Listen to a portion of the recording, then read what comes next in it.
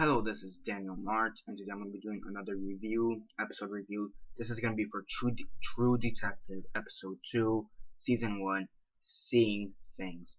So, yeah, I know I've only reviewed one episode of True Detective, which is the first episode almost a year ago. So why am I reviewing it again now? Because I finally have time to actually watch the show. The reason I couldn't watch the show last year is because of cable issues.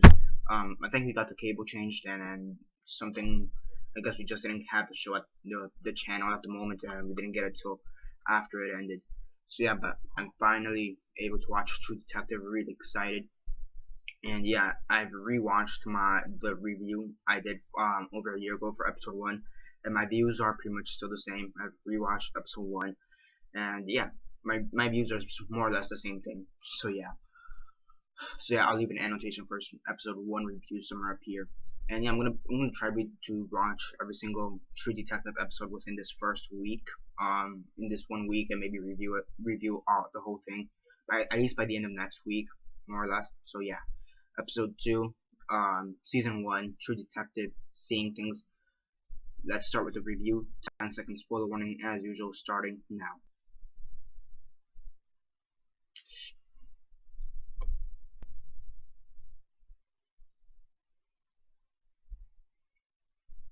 Okay, so 10 seconds are up. So for those who have yet to actually watch the episode and haven't already, stop the video, go check it out, and then come back and watch the rest of this review. 10 seconds. No, yeah, I already said that. Sorry. So yeah, basically, yeah, Seeing Things. What did I think of it? As usual, quick synopsis. Next, and then the rate. So yeah, basically in this episode you have this show is more of a character development, character-driven show. And it really does show. Um, yeah, I mean, it shows with the first episode, and it really does show with this episode as well. So yeah, you have Michael McConaughey's character, called Cole. His name is Cole. Right, and basically, he takes drugs, and it seems like the drugs are starting to take over. They're starting to take over his mind, starting to take over what he thinks, and all that. So yeah, so basically the drugs are starting to get to him, and he's hallucinating. So yeah, and Hart, which is Woody Harrelson's character, Detective Hart, we find out that he's cheating on his wife Maggie, who is played by Michelle Monaghan. I believe is how you say her name, Monaghan. Yeah, he's cheating on his wife, which at first I didn't realize it. Then I kind of rewatched the episode, and I'm like, oh yeah, he is cheating. So yeah, yeah. Then in terms of the investigation, they go to this brothel, get a little bit of information. They receive a diary from the murdered girl who's called Lane. They get a diary from her which says Kurokosa and the Yellow King. Yellow King's a book. Kurokosa, I think it's a city down there. I don't know. Carcosa or something like that. It's a city down there, I guess.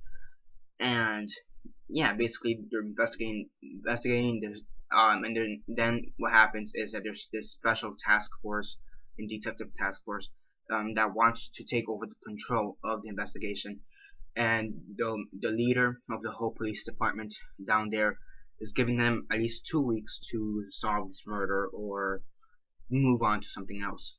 And also due to the fact that this show goes from 1995 to 2012, 2013, I don't know, because there's flashbacks and flash forwards or whatever.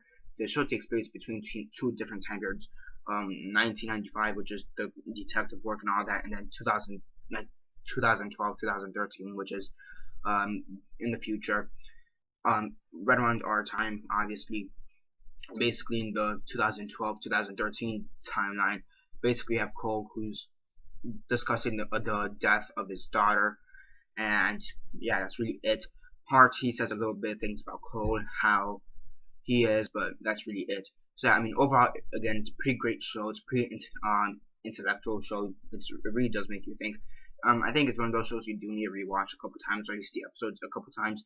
I mean, I rewatched episode 1 twice, and I rewatched episode 2 twice. So yeah, I mean, it is one of those types of shows that you do need to rewatch to catch things and just to overall understand the whole show.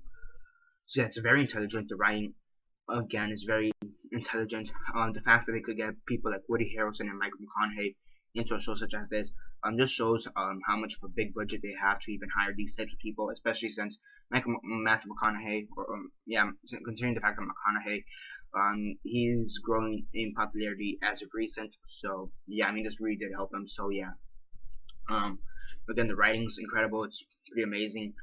The acting is obviously very good. You know, you have at least two Oscar nominated actors. I'm pretty sure Matthew McConaughey has won an Oscar. So yeah, I'm not sure about Woody Harrelson. So yeah, I mean overall it's a pretty great show. Acting is great. From what we expect from these two people. And also the rest of the cast, the supporting cast is also pretty good. The writing again is pretty good. It's kind of hard to understand at first. But again, that's the reason why you need to rewatch the episode again to catch the small things and understand what they're saying in the bigger scheme of things. It is interesting about the actual detective work. It makes you guess. I mean, they don't have any suspects, but you do want to know where they're going to go next, where they're going to get the next clue, evidence, or suspect, or whatever. So it does make you interested in the story and the whole detective work. So yeah, I mean overall it's a pretty great show. And yeah, I mean really the only downside would be that you do have to watch it twice, and for me that's a good thing, but for your average viewer, that's kind of a downside. Because I mean again, also thing is that it is slow, and it is a show that should be slow. It is a slow show, but again for your average viewer, who just wants something quick to watch, maybe somewhat intelligent. I mean, for the average viewer, they probably wouldn't want to rewatch this episode, So yeah, I mean that's really the only downside. It only goes for a certain type of audience, and that will rewatch the episode 2 or 3 times or whatever, who will pay attention to the whole thing, and who wants something that's slow, character driven, and character based. So it does have a special type of audience, I want to say, which I guess in a sense it is a downside. But overall, it's still a pretty great show. So yeah, on a scale of 1 to 10, for episode 2, on a scale of 1 to 10, 1 being the worst, 10 being the best, and 6 being decent, I give it a 9 out of 10. Again, the only reason is because it does have that specific type of audience, so not many people would want to check out this show at first glance. After watching the first episode, not many people would want to watch it. And also the ratings, from episode 1 to episode 2, the ratings did drop, but from episode 2 to episode 3 the ratings raised, and then more or less stayed the same, and then raised again on episode 5 and 6 from what I'm seeing, and then kind of just stayed the same for episode 7, and then for episode 8 it raised again. So yeah, but yeah, it does have a certain type of audience, I do have to say. So yeah, 9 out of 10. So yeah, that's basically it for this review. Subscribe if you're not already subscribed. I do movie reviews, TV show reviews, and comic book reviews. Tomorrow, Gotham and Scorpion are back, so I'll review that, as well as True Detective. See if I can review the whole first season in 1 week.